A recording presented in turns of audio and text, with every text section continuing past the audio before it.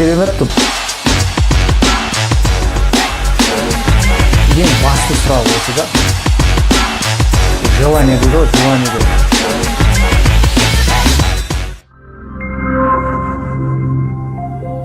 Сәлем достар, қалдарыңыз қалай? Менің есімім Арслан Қамбаров болады, тендер саласының маманымын. Тендер компаниясының негізін қалаушы.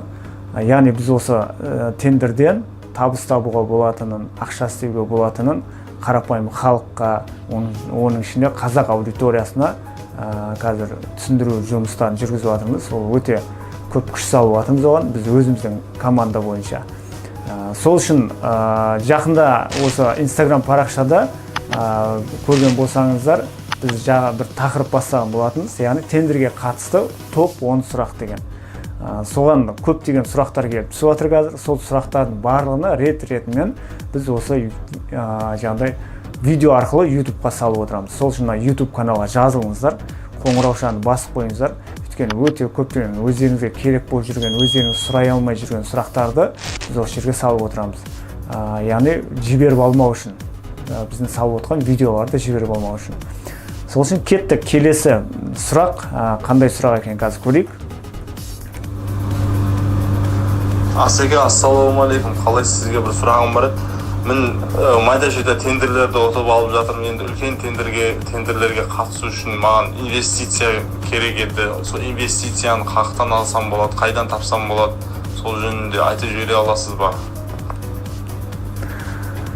Керемет, бұл көп адамдардың сұрап жатқан сұрақтардың бірі осы. Негізі тендермен айналысатын адам негізі жаңағыдай ең басты сұрақ осы да. Тендермен айналысу үшін бірінші ақша керек дейді. Негізінде олай емес. Тендермен айналысу үшін бірінші адамға жаңағыдай не керек? Не дейді? Желание дейді ғой, желание керек та адамға, жұмыс істеуге деген құлшыныс керек.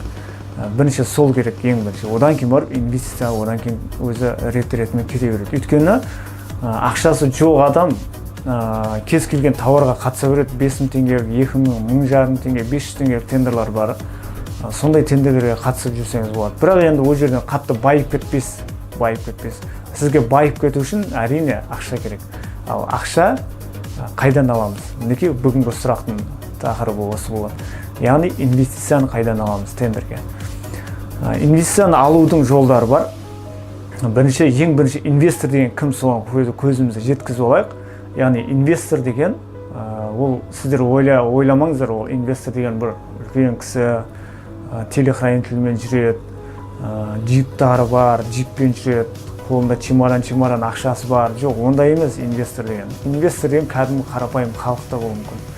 Ол, мысалы үшін, ол сіздің туысқаныңыз болуы мүмкін, сіздің досыңыз болуы мүмкін, сіздің группаласыңыз болуы мүмкін, сіздің бір танысыңыздың танысы болуы мүмкін. Инвестор деген ол кез келген адам болуы мүмкін. Сол үшін ол инвесторды қайдан табамыз? Яғни сізде бір проект бар. Сіз бірінші тендерге қатысқан кезде сіз майда тендерлерге қатысып тәжірибе жинап алыңыз. Мысалы үшін өзіңіздің шамаңыз келгенше 50 000 теңгеңіз болса 20 000 теңгелік тендер, 100 000 теңгелік тендерларға қатысыңыз. 100 000 теңгеңіз болса 150-200 000 теңгелік тендерларға қатысыңыз. Яғни сіз 100 000 теңге сатып алса, 150 000 теңге апарып бересіз, үстінен 50 000 теңге пайда көресіз, может 40 000 теңге, 30 000 теңге пайда көресіз. Міне азғантай пайда көресіз, зато сіз оны бір байу үшін емес, оны сіз тәжірибе ретінде, жақсы тәжірибе жинау үшін ғана істейсіз. Одан кейін жақсы тәжірибе жинаудан кейін сіз ақшаңыз жоқ қалтаңызда, бірақ 1,5-2 миллиондық тендерларға қатысыңыз. Уже сіздің айналаңыздағы сіздің таныстарыңыз, жаңа ақшасы бар таныстарыңыз, сіз андай кішкентай суммасы, кішкентай тендерлерден қатысып, содан ақша істеп жүргеніңізді біледі олар. Сіз үлкен тендерге қатысқан кезде, сіз соған алып барасыз договорды. Міне мен мынандай тендер ұтып алдым, маған ақша керек дейсіз. Үстіндегі пайдасы мынанша, қайтатын уақыты мынанша. Сол кезде ғана ол бүйтіп қараса, лақтырып кетпейді ма деп қарайды. Қараса үлкен компания. Қазақстан темір жол болмаса, Эйр Астана болмаса бір мемлекеттік мекеме. Олар лақтырмайды ешқашан. 1 миллион, 2 миллион теңге үшін олар ондай неге бармайды. Сол үшін сіз ең бірінші бұл жерде тендер ұтып алуыңыз керек. Үлкен суммадағы тендерді ұтып алуыңыз керек. Үлкен суммадағы тендерге қатыспаймыз ба деген кезде адамның басында мындай шектеу болады. Ақша жоқ қой деген шектеу болады. Сіз кез келген инвесторға барыңыз қазір. Маған ақша берші, мен тендерге қатысайын десеңіз, ол сізге бермейді. Сен бірінші ұтып алсай дейді ол. Сен бірінші ұтып алсай дейді. Дұрыс қой?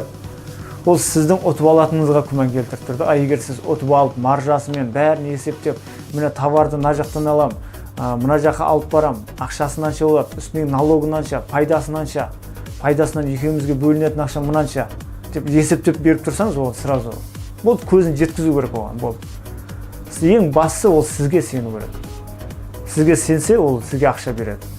Сіздің проектіңізді әдемі ол көрсеткен күннің өзіне ол сізге сенбей тұрса, онда ол сізге ақша бере алмайды. Өйткені сіздің үстіне қанша пайда болса да, не үшін? Өйткені ақшаны алайын деп жатқан сіз. Сіз может оны лақтырып кетуіңіз мүмкін, может алдап кетуіңіз мүмкін. Сол үшін сізге сену керек бірінші.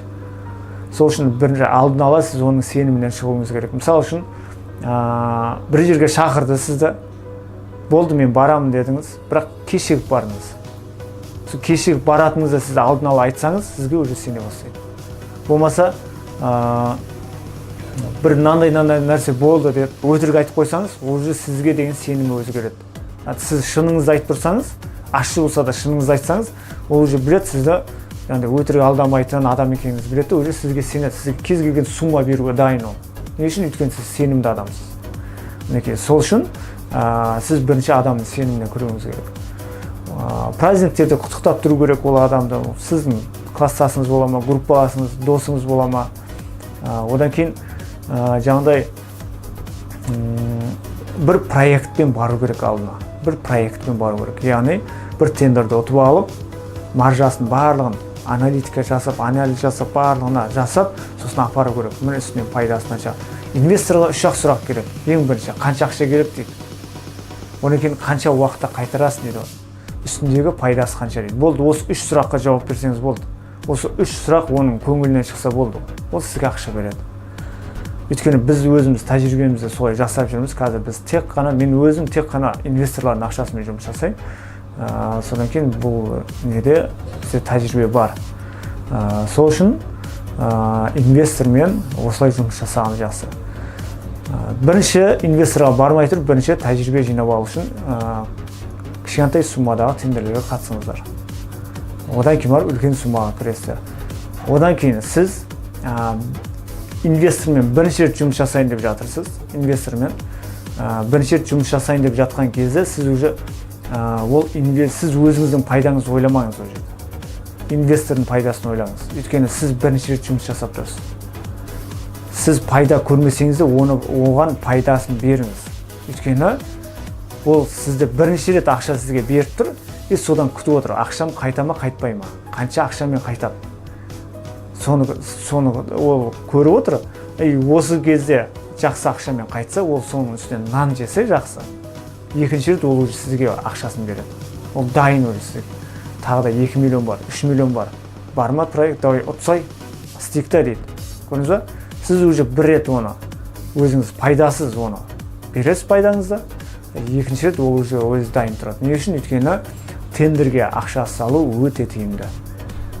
Біріншіден ол лақтырмайтын, алдап кетпейтін мемлекеттік мекемелер, сосын ұлттық компаниялар, үлкен частный компаниялар. Олар ондай суммаға лақтырып кетпейді ешкімді. Олардың репутациясы бар, жаңағыдай өздерінің ол сізді лақтырып кететін болса, сіз сотқа беретін болсаңыз оны, олардың счеттарын арестке қойып тастайды. Мүмкін олар жұмыс істей алмай қалады. Көрдіңіз ба? Сол үшін олар ондай нәрселерге бармайды. Ол инвестор соған көзі жетіп тұр. Одан кейін қайтады, договор бар, уақытында қайтады ақша. 1 айда болсын, 2 айда болсын, ақша қайтады. Договорда солай жазылып тұр, болды. Ең басы ол сіздің осы істе маман ретінде, осы істің маманы екенін ол түсіну керек болды. Бүгінгі инвестор туралы сұраққа жақсы жауап бердік деп ойлаймыз. Келесі сұрақты тағы да алдағы уақытта айтатын боламыз. Сол үшін күтіңіздер видеоны. Каналға жазылуды ұмытпаңыздар.